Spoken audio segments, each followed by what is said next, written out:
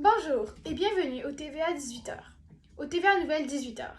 Alors, pas la peine de faire le tour des nouvelles, car c'est toujours les mêmes. Par contre, aujourd'hui, nous avons une nouvelle assez triste. De nos fameux cyclistes, un des meilleurs du Québec, a été décédé à Bromont. Je vais vous en dire plus,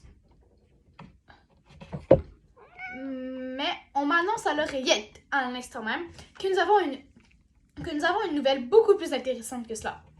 Alors, cette nouvelle consiste à la fameuse question. La question la plus mystérieuse.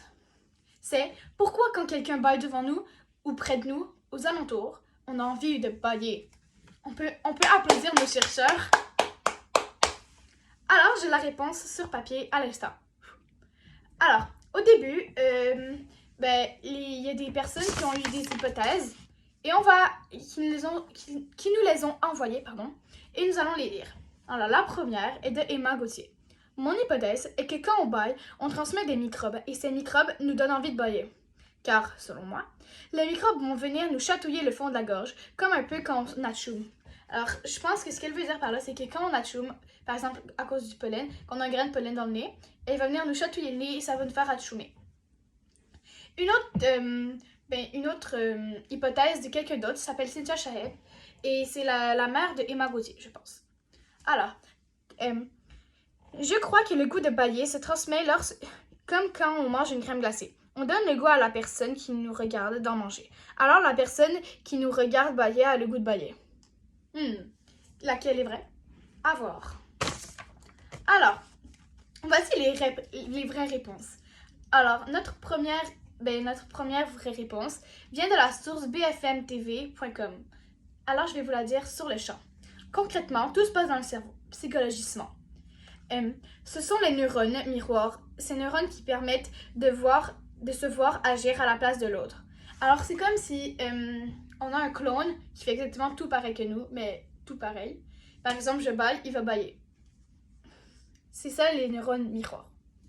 Alors, comme dans un miroir qui entre en jeu, lorsque le bâillement d'un inconnu nous fait aussi bailler, c'est le principe de l'empathie. Alors, selon moi, ouais. Alors, je pense que c'est parce que bailler, c'est un peu triste, selon notre tête, psychologiquement, et que on pense que notre cerveau pense que c'est triste, justement. Alors, il va avoir de l'empathie pour la personne qui baille et va bailler.